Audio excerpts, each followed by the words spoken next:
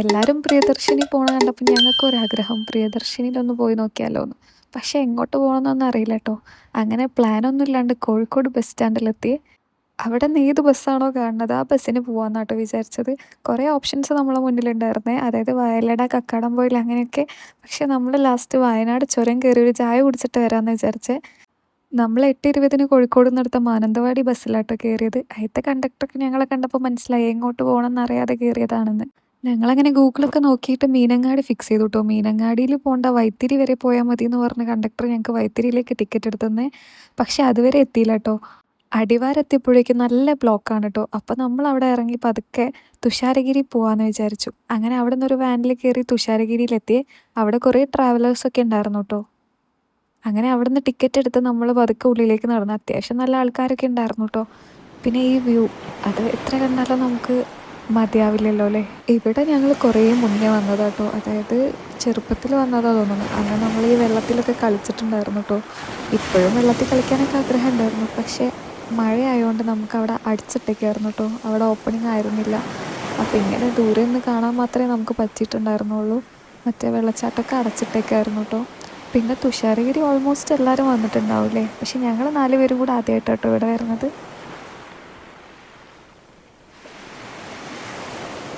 പിന്നെ ആ ട്രാവലേഴ്സിനെ കണ്ടപ്പോൾ നമുക്കും അതുപോലെ എന്നാ ആവാൻ പറ്റുകയെന്നൊക്കെ ഞങ്ങളങ്ങനെ ആലോചിച്ചു ട്ടോ. അതൊക്കെ പറഞ്ഞുകൊണ്ട് നമ്മളവിടെ ഇരുന്ന്.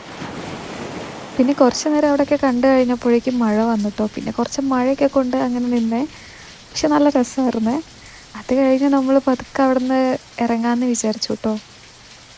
പക്ഷെ നമുക്കവിടുന്ന് പെട്ടെന്നൊന്നും ഇറങ്ങാൻ തോന്നിയില്ല ട്ടോ. കാരണം ഈ ഒരു ക്ലൈമറ്റും ഈ ഒരു സംഭവം അടിപൊളി തന്നെയാണ് ട്ടോ. പക്ഷേ എന്താ പറയുക, നമുക്ക് അധികം സമയമില്ലാത്തതുകൊണ്ട് നമുക്ക് പെട്ടെന്ന് ഇറങ്ങേണ്ടതുകൊണ്ട് നമ്മൾ അവിടുന്ന് ഇറങ്ങാണ്. അങ്ങനെ നമ്മൾ ഇറങ്ങി നടന്ന് വരുമ്പോഴാണ് ഈ ഒരു ബ്രിഡ്ജിൻ്റെ താഴെ ഈ ഒരു വ്യൂ കാണുന്നത് ട്ടോ. ഇത് അതിലേറെ അടിപൊളിയായിരുന്നു മഴയത്ത് ഈ ഒരു വ്യൂ കാണാൻ വേണ്ടിയിട്ട്. അങ്ങനെ ആരോ പറഞ്ഞു നമുക്ക് നടന്നുകൊണ്ട് ഇറങ്ങാമെന്ന്. അങ്ങനെ നടന്നുകൊണ്ട് ഇറങ്ങിയപ്പോഴാണ് ദേ ഒരു ഹിഡൻ സ്പോട്ട് കാണുന്നത് ട്ടോ. ഇവിടെ കുറേ ഹിഡൻ സ്പോട്ടുകളുണ്ടെന്ന് നമുക്കറിയാലോ. പക്ഷേ ഇതൊരു കുഞ്ഞ് ഹിഡൻ സ്പോട്ടായിരുന്നു ട്ടോ. ഇവിടെ ഇങ്ങനെ ആൾക്കാരൊന്നും ഇല്ല അധികം. അതായത് ഇങ്ങനെ ചുറ്റുവട്ടത്ത് വീടുകളൊക്കെ കുറവാണ്. പിന്നെ ഇവിടെ വന്നപ്പോൾ എന്തെന്നില്ലാത്തൊരു സന്തോഷമായി ട്ടോ. കാരണം ഇങ്ങനത്തെ ഹിഡൻ സ്പോട്ടിൽ പോകാനാട്ടോ ഞങ്ങൾക്ക് കൂടുതൽ ഇഷ്ടം. അപ്പോൾ ഇങ്ങനൊരു സ്പോട്ട് കണ്ടപ്പോൾ ഞങ്ങൾക്കൊരു സന്തോഷമായി. അങ്ങനെ കുറച്ച് നേരം അവിടെ നിന്നിട്ട് നമുക്ക് തിരിച്ചു പോകേണ്ടതുകൊണ്ട് നമ്മൾ വേഗം അവിടെ നിന്ന് ഇറങ്ങി ട്ടോ. അപ്പോഴേക്കും മഴയൊക്കെ ഏകദേശം കഴിഞ്ഞായിരുന്നു ട്ടോ. അതായത് ആ ഒരു ഇൻറ്റൻസിറ്റി കുറഞ്ഞിട്ടുണ്ടായിരുന്നു മഴയുടെ. അങ്ങനെ നമ്മൾ ആ ഒരു അടിവാരത്തേക്ക് നടന്നിട്ടാട്ടോ പോകുന്നത്. പക്ഷെ ഒരു അഡ്വഞ്ചറായിട്ട് എടുത്തതാണെങ്കിലും താഴെ എത്തിയപ്പോഴേക്കും കാലൊക്കെ ഒരു വിത്തായിട്ടുണ്ടായിരുന്നു ട്ടോ. കാരണം തിരിച്ചു വരുമ്പോൾ പിന്നെ നമുക്ക് വണ്ടിയൊന്നും കിട്ടിയില്ല. പിന്നെ നമ്മളങ്ങനെ അടിവാരത്തെത്തി ബസ് കയറിയിട്ടോ തിരിച്ച്. പോകുമ്പോൾ നമുക്ക് 0 ടിക്കറ്റ് കിട്ടാത്തതിൽ ഭയങ്കര വിഷമമുണ്ടായിരുന്നു. തിരിച്ചു വരുമ്പോൾ അത് കിട്ടിയപ്പോൾ ഒരു സന്തോഷമായി. പിന്നെ നല്ല തിരക്കുണ്ടായിരുന്നു ട്ടോ തിരിച്ചു വരുമ്പോൾ. പോകുമ്പോൾ നമുക്ക് അത്ര തിരക്കുണ്ടായിരുന്നില്ല. കാരണം നമ്മൾ ബസ് സ്റ്റാൻഡിൽ നിന്ന് കയറിയതായിരുന്നല്ലോ. പിന്നെ നമ്മളൊരു മന്തിയൊക്കെ കഴിച്ച് നാളെ അവർക്ക് ക്ലാസ് തുടങ്ങാം ട്ടോ.